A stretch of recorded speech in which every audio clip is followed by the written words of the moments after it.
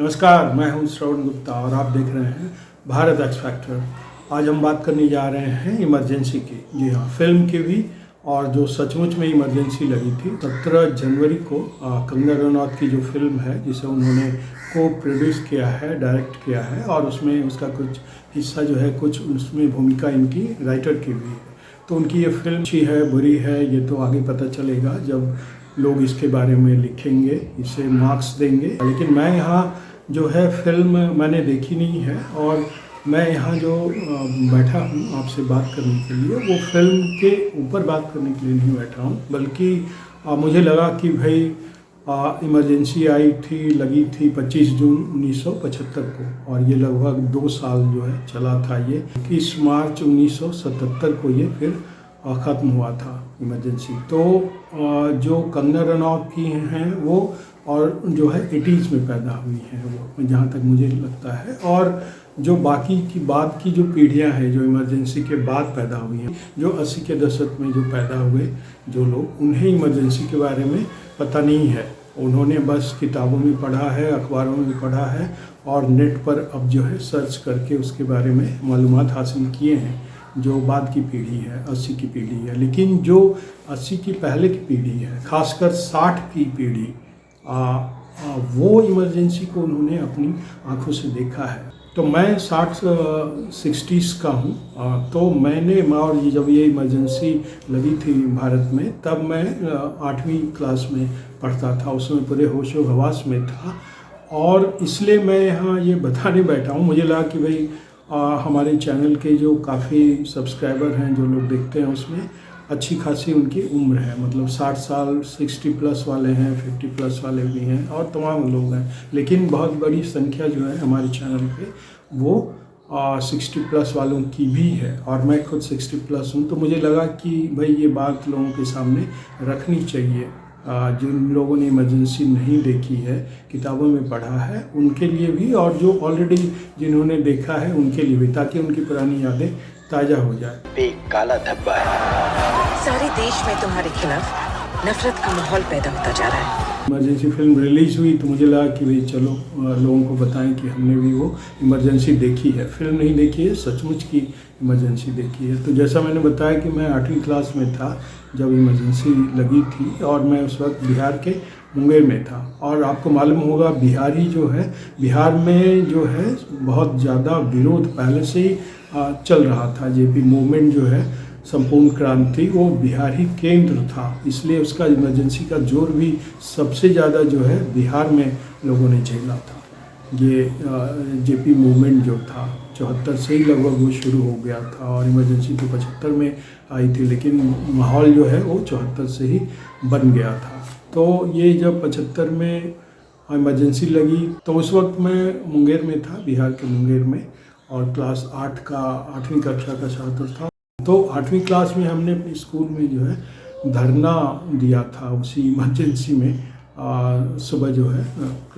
उसके बाद जो है फिर पुलिस आई थी और पुलिस हम लोगों को पकड़ कर के जो है ले गई थी मुंगेर में। और वहाँ जो थाना है, जिसे हाजत भी बोलते हैं, वहाँ हम सारे बच्चों को, लगभग 20-25 बच्चे जितने भी थे, उन सबको वहाँ हाजत में बंद रखा था और फिर शाम को छोड़ा था। तो ये छोटे बच्चे, मतलब उस समय मुश्किल से हम लोगों की उम्र 10-12 साल की रही होगी, एग्जैक्ट तो मैं नहीं कह सकता, लेकिन 12 के आसपास रही होगी क्लास 8 में। लेकिन उस वक्त बच्चा सब चीज़ देखता है, समझता है। तो उसमें सिर्फ मुझे ही नहीं जेल में हाजत में रखा गया शाम तक, बल्कि मेरे भाई थे, उन्हें जो है 6 महीने तक जो है लगभग वो जेल में रहे थे। वो भी इसलिए क्योंकि एक पान की दुकान पर खड़े थे और वहाँ से पुलिस की जो है वो गाड़ी जा रही थी, जिसके ऊपर जो है वो स्टेंगल लगा के पूरा, जिसमें रहते हैं ना, चलता है, ट्रक चलता है, पुलिस होती है। तो दहशत इतनी होती थी उस समय पुलिस को देखकर कि ये सभी पान की दुकान पर खड़े थे मोहल्ले में, सड़क के किनारे, और जब ये गाड़ी आई तो सब लोग देखकर जो है डर के मारे भागने लगे, क्योंकि ऐसा ही माहौल था। तो उसी में मेरे भाई साहब भी आ गए थे और उन्हें भी पकड़कर पुलिस ले गई और लगभग मुंगेर में जो है 5-6 महीने में वो जेल में रहे। मैं तो लगभग कुछ घंटों तक रहा, चूँकि मैं बच्चा था और भैया बड़े थे, तो उन्हें जो है जेल में रखा गया 5-6 महीने तक। तो ये ये जो है ये तो मेरे परिवार की बात हुई। और लगभग बिहार में ऐसा कोई परिवार नहीं था मुझे लगता है जिसका एक न एक सदस्य उस समय जेल में न गया हो, जिसे पुलिस उठाकर न ले गई हो। और इसी मैं अपने स्कूल के दिनों की बात बता रहा हूँ, जब ये हमने धरना दिया, पुलिस ले गई, लेकिन इसके बाद भी हम लोग रुके नहीं। कुछ दिनों बाद फिर उस समय ये होता था कि जो उस कॉलेज के लड़के होते थे वो बसों को लेकर निकलते थे। जो बिहार सरकार की बसें होती थी उस पर एक तरह से कब्जा कर लेते थे, उसे अपने कब्जे में ले लेते थे और उस बस को ले जा से जो है वो अलग अलग कॉलेजों में जाते थे, स्कूलों में जाते थे, वहाँ स्कूल कॉलेज को बंद करवाते थे और फिर उसी स्कूल कॉलेज के बच्चे फिर उस बस में सवार होकर दूसरी कॉलेज या स्कूल की ओर चल पड़ते थे। तो उस दिन हुआ ये कि कई कॉलेज तो कम ही रहे होंगे, एक दो रहे होंगे। एक कॉलेज वहाँ RD&DJ कॉलेज है मुंगेर में, काफ़ी फेमस कॉलेज है। तो जब मुंगेर से ये बाहर है, जमालपुर और मुंगेर के बीच में पड़ता है, मतलब मुंगेर शहर से थोड़ा बाहर है, लेकिन काफ़ी प्रतिष्ठित कॉलेज रहा है पुराने समय से और आज भी है। तो उस कॉलेज को बंद कराने के लिए जो है बच्चे मुंगेर से निकले और उन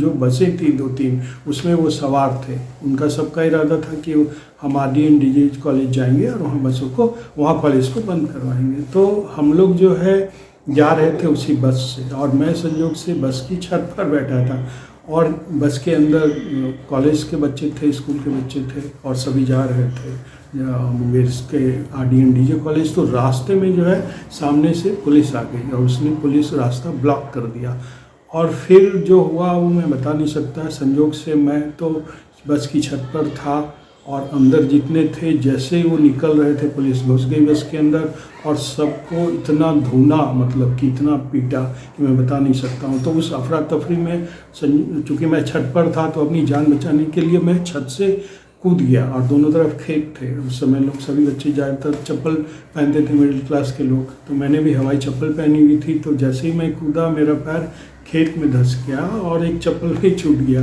फिर हम लोग वहाँ से भागे, पुलिस के चक्कर उसमें नहीं पड़े। पुलिस चूँकि हम लोग बाहर चूँकि साइड में कूदे थे और पुलिस बस के बाहर मतलब जहाँ से निकलने का रास्ता था वहाँ पे थी, तो जो निकलते थे उसको पीटते थे वो। तो चूँकि मैं साइड से ऊपर से कूदा था बस की साइड से, तो फिर वहाँ कूद कर फिर मैं भागा। और मुंगेर और जमालपुर से के बीच भी रेलवे लाइन भी है जो जमालपुर से मुंगेर जाती है, मतलब रेलवे का एक कनेक्शन भी है वहाँ। तो फिर हम लोग रेलवे लाइन को पकड़ा गांव से होते हुए, खेत से होते हुए, और फिर जो है रेलवे लाइन के थ्रू वापस जो है मुंगेर पहुँचे। जो स्टेशन है मुंगेर का वो पूरबसराय कहलाता है। तो पूरबसराय पहुँचे हम लोग और फिर मैं रात को लगभग जो है फिर मैं अपने घर पहुँचा। तो ये इमरजेंसी का एक दूसरा मैंने अपने आप का अनुभव बताया कि किस कदर जो है छात्रों में इसे लेकर के प्रतिरोध था। उस समय छात्र आंदोलन था बल्कि उस समय ये, और जिसका मैं हिस्सा रहा। और फिर दहशत था इमरजेंसी का कि उन दिनों आपको याद होगा कि एक जिस शहर में स्टेशन होता था, मतलब रेलवे से जुड़ा हुआ होता था जो शहर, वहाँ एक रेलवे स्कूल होता था और जो है सिनेमा हॉल होता था और रेलवे का होता था। और ये सिनेमा हॉल जो है रेलवे कॉलोनीज के आसपास ही वो बनाया जाता था। वहाँ लोग फिल्म देखते थे जैसे दूसरे सिनेमा हॉल में देखते थे। फ़र्क सिर्फ ये होता था कि वो रेलवे का सिनेमा हॉल होता था। तो उसी दौरान मैं गया हुआ था, आप जानते ही होंगे। तो वहाँ भी जो है इमरजेंसी की बात मैं आपको बता रहा हूँ कि इमरजेंसी में एक वहाँ रेलवे सिनेमा हॉल था गया में, वो गुमटी है उसके आसपास। तो जब मैं शाम को उधर से गुजर रहा था तो बहुत शोर सुनाई हुआ, शाम का वक्त था बल्कि। और तो जब मैंने जाकर देखा तो भाई साहब वहाँ हॉल से इंटरवल के ठीक पहले, मतलब कि पुलिस ने वहाँ धावा बोल दिया था और जितने लोग इंटरवल लगभग ख़त्म हो रहा, इंटरवल हो गया था मेरे ख्याल से, तो इंटरवल में जितने लोग निकल रहे थे हॉल से सबको पुलिस पकड़ के ले जा रही थी। और उसी आपाधापी में कुछ लोग छूट कर भाग भी जा रहे थे। वैसे जैसे मछलियों को पकड़ते हैं या किसी और चीज़ को पकड़ते हैं तो उसमें से 20 लोग छुड़ा कर भाग जाते हैं, उस तरह का दृश्य था कि पुलिस ज़बरदस्ती जो है सबको पकड़ रही थी। और आपको बता दूँ वो किस लिए पकड़ रही थी पुलिस, बिल्कुल जानवरों की तरह जो है, और आदमी उसे छूट कर जो है भाग रहे थे, लेकिन ज़्यादातर को वो पकड़ पा रहे थे क्योंकि बहुत सारी पुलिस थी। और वो पुलिस जो है वो नसबंदी के लिए उन्हें पकड़ रही थी। जैसा आपको मालूम होगा इंदिरा गांधी के बेटे संजय गांधी ने ये पूरा देश भर में ये प्लान था नसबंदी का कि, और ये नसबंदी जगह जगह से लोगों को पकड़ कर वो ले जाते थे और उनकी नसबंदी कर देते थे। तो वहाँ भी गया कि उस सिनेमा हॉल में भी मैंने देखा कि वहाँ जो है मैं भी खड़ा था बाहर जो है, और वो अपनी आंखों से देख रहा था कि पुलिस जो है कैसे जो है इंटरवल में सब लोगों को जो भी निकल रहा है बाहर और घुसकर भी, मतलब एक अफरा तफरी का था, सबको पकड़ पकड़ के जो है गाड़ियों में बिठा रही थी और फिर उनको नसबंदी के लिए ले जा रही थी।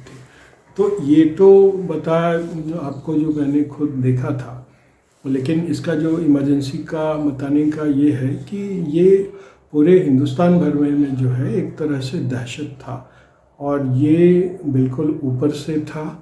ऐसा नहीं कि पुलिस अपने मन से कर रही थी, जैसे कि नसबंदी का बताया, हर जगह नसबंदी। तो ट्रेन में पुलिस अचानक पहुंच जाती थी और ट्रेन में जो भी मिलता था उसे पकड़ कर ले जाती थी नसबंदी के लिए। उसी में से कोई अगर खिड़की से कूद कर मान लीजिए भागा या दरवाजे से निकल के गिरफ्त से भागा तो एक तरफ से बेचैनी की तरह होता था, जैसे जानवरों को पकड़ा जाता है उस तरह से पुलिस पकड़ने आती थी नसबंदी के लिए। ये तो नसबंदी का माहौल था। इसके अलावा डर का इतना माहौल था, पुलिस किसे भी चाहती थी पकड़ लेती थी। पुलिस की डर से अगर कोई भागा, यूं ही देखकर भागा, उसे उठा लिया जाता था। तो आपने तो पढ़ा होगा कि भाई नेताओं को जेल में डाल दिया, ये हुआ वो हुआ, अखबार नहीं निकलने दिए गए, तमाम तरह की पाबंदियाँ थी, लेकिन ये सचमुच का था। वहाँ मतलब कि आप अपनी इच्छा अनुसार जो है कुछ कर नहीं सकते थे, इतना दहशत था पुलिस का, सरकार का।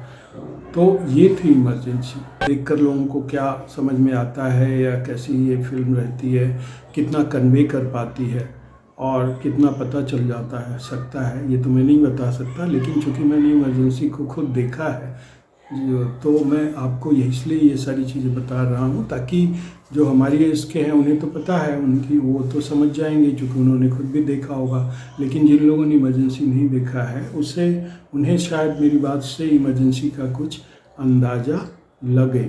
और अब इमरजेंसी की बात बार बार होती है, पार्लियामेंट में होती है, संविधान बचाओ का नारा जो है कांग्रेस देती है और वही कांग्रेस है जिसने इमरजेंसी जो है उस ज़माने में लगाई थी। ये वही कांग्रेस है जिसने हम जैसे बच्चों को हाजत में बंद किया था सिर्फ इसलिए कि हम लोगों ने धरना दिया था।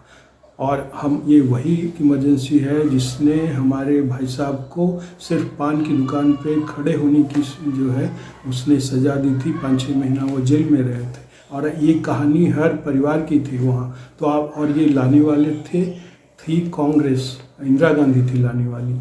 वही राहुल गांधी हैं जिनकी नानी ने जो है इमरजेंसी लगाई थी। और आज वही राहुल गांधी जो है संविधान बचाने की बात करते हैं, संविधान दिखाते घूमते फिरते हैं।